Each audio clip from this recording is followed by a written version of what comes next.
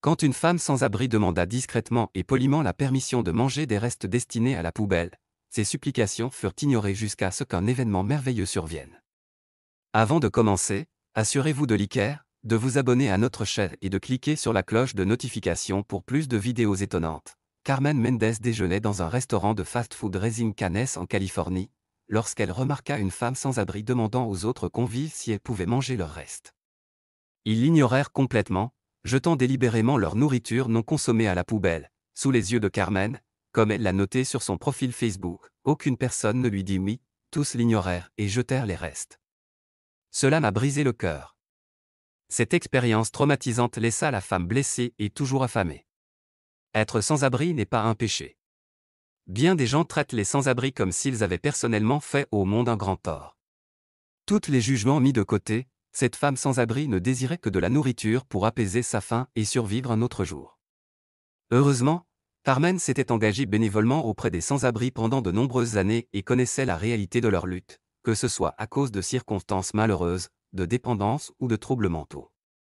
Ils ne me répugnent pas ni ne me rendent malade, je les accueille tous avec tant d'amour. C'est l'amour de Carmen qui a initié le prélude à cette nuit fatidique.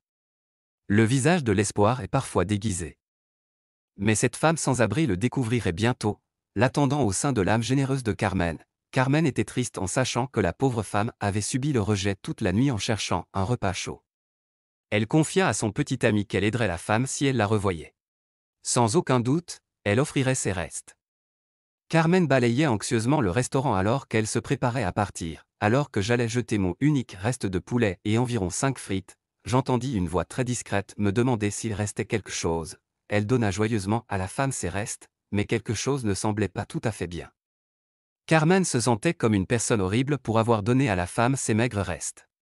Alors, elle lui acheta un repas complet. Elle méritait un repas chaud. Pendant que Carmen passait la commande du repas, elle pouvait voir le dégoût que les clients portaient à la femme sans-abri, osant s'asseoir dans un restaurant. Mais Carmen s'assura que le personnel ne la mettait pas dehors. Pendant la préparation du repas, lorsque Carmen surprit la femme avec le repas frais et chaud, elle ne savait pas que son petit ami Fred capturait ce moment sincère. On pouvait presque ressentir les remerciements que la femme sans-abri adressait à Carmen. Dans l'étreinte capturée par Fred, l'expression sur son visage disait tout. Je n'ai jamais ressenti quelque chose d'aussi pur, authentique que cette gratitude dans un moment, affirme Carmen, assurant qu'elle n'oubliera jamais. Je suis certaine que la femme sans-abri se souviendra toujours de ce moment également. La publication originale de Carmen sur Facebook, accompagnée de la touchante photo de Fred, est fournie ici en bonus, offrant une fin heureuse à cette histoire. Raising Cane's à Costa Mesa a fait une généreuse donation à la communauté des sans-abri avec une grande pile de cartes cadeaux.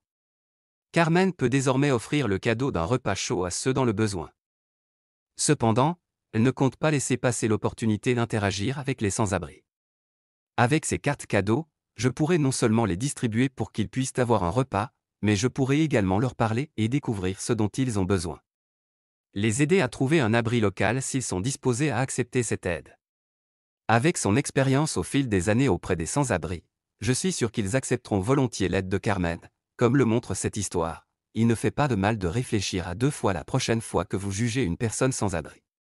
Un acte de gentillesse va loin pour aider ceux qui ne sont pas toujours en mesure de s'aider eux-mêmes.